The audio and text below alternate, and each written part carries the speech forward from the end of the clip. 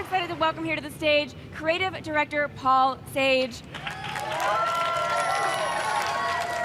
Suffice it to say that we are all incredibly excited about this. So let's dive into it. Where and when does this game take place?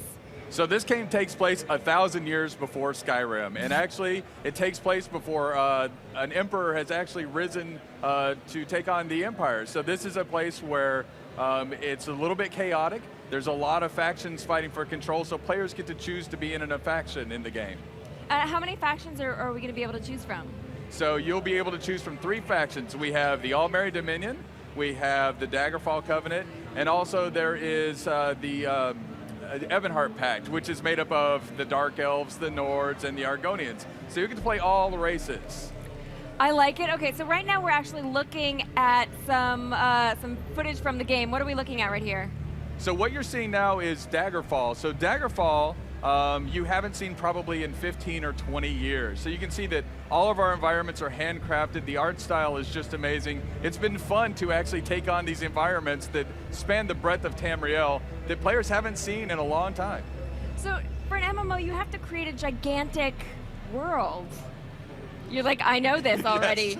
I mean, how are you approaching that? So the world it's one of those things where, again, there's a lot of environments. So it's the breadth of Tamriel. So what we're doing is we do a lot of research into the lore, making sure that players have locations that they've seen before, and also locations they haven't seen. So it's a lot of lore and just a lot of love going into each location.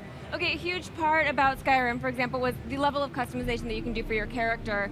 Are you going to kind of have that same level of depth in this game? Absolutely. So the level of customization that we've got expresses itself in a lot of ways. There can be choice in quests as part of it, and things that you'll find during quests that'll actually affect the way your character grows in the game. But not only that, your character and specifically has abilities that they have, and so you'll slot your abilities as you decide, this is something important, this is something I want to do. And so the level of customization is really high for not just your start, but actually how you play and how you progress the game.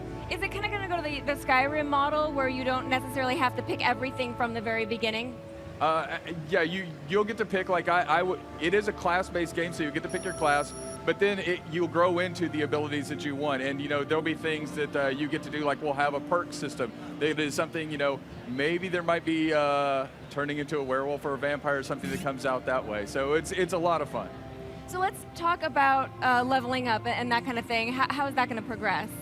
So as you level up in the game, you'll have let's say the abilities that we've talked about before. So you'll have a selection of, this is the ability that's important to me, this is the one I want, and so you'll get that ability, and then, as I said before, you'll gain expertise in that ability. So you really end up growing your character the way you want. You actually get to play the game the way you want to play.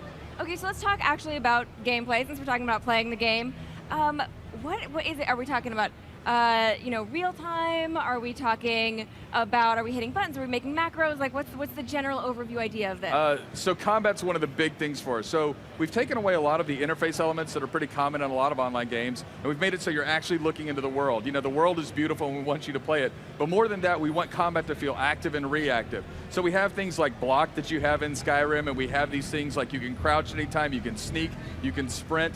And all of these little mechanics actually tie up to things that the AI does. So an AI might, or an enemy might, throw down oil in front of you, and you have to decide, okay, I've got to move out of this oil because he's got a fire mage friend right behind him that'll light it on fire. So our AI works together to, defeat the player, and the players also get to work together. So they have abilities that work the same way. You set another player up, you'll throw a firestorm out, and another player will run in and be able to enhance that ability. It's really fun because it creates what we're calling synergy abilities in the game.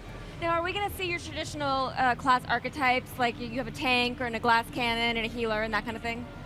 So you could potentially play that way, but that's not what we're going for. We're actually going to where you can customize the character for situational things, like, okay, this is the way I want to approach 3 different enemies, and oh, there's a different 3 enemies here. So I'm going to customize my class and my character the way I want to. So there's also going to be no restrictions. If you don't have a healer in your party, for instance, it's not going to penalize you. You're going to be able to play. You're going to be able to play the way you want to play. All right. Are there going to be dragons? At this time, since we're sticking to the lore, there are no dragons in the second era.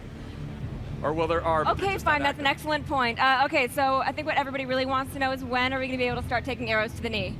We're going to do that in 2013. 2013. I can't possibly wait that long, but thank you so much for coming by. I really appreciate it. I'm crushing my card in ink.